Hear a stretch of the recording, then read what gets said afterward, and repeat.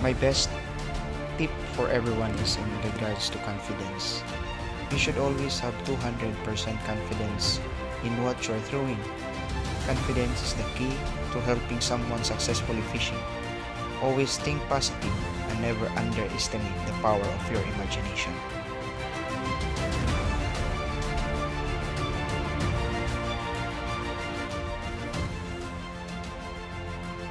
The most important tip I can give anyone is to be prepared for anything when going fishing. You never know what the fish are going to do. You never know what the lures they want. You never know what the weather is going to do and how it's going to affect the fish. The more prepared you are, the better chances you have. My last tip before the battle begin will be don't rush. Slow down, pay attention, and always start with an angler's dance move.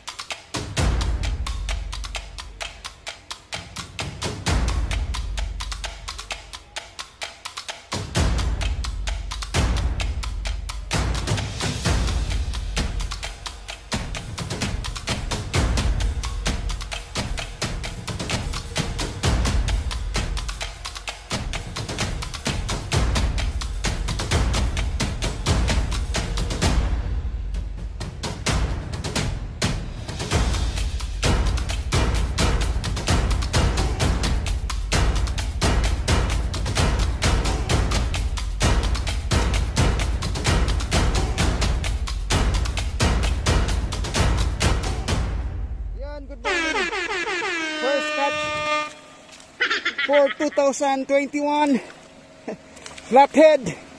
Hee.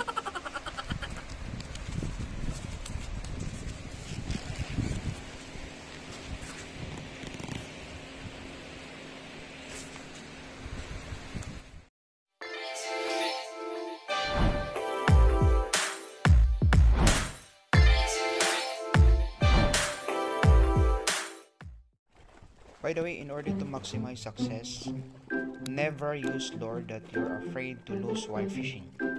If you're fishing lures that you worry about losing, you'll never put them in danger, where the fish live and where they can work for you.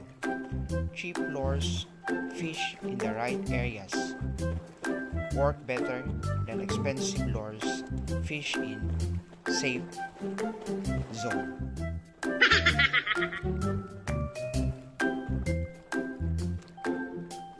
Casting is not an absolute necessary technique, but if you are good at it, you'll be able to see your catch rate getting better as you will be able to apply more fishing techniques which require casting when the situation arises.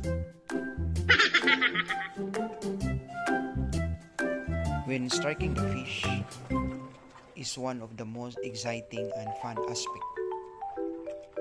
When you are striking the fish, example, setting hook, your setup, many fish were lost due to bad hook or setup. This feeling of challenging the fish is also the driving factor which keep the angler coming back for more. Another one, when fighting a big fish, the more experienced you are in fighting a big fish, the calmer you will be. And the calmer you are, the less mistake you will make.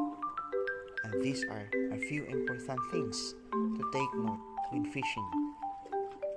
I show you the basic tips, and the rest we can only tell you when the trophy fish is at the end of your line.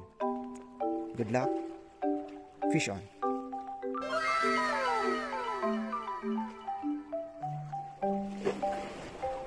Again, if you like this video, kindly please like and do your comments in our comment section.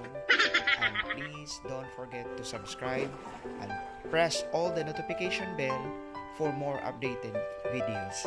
Thank you.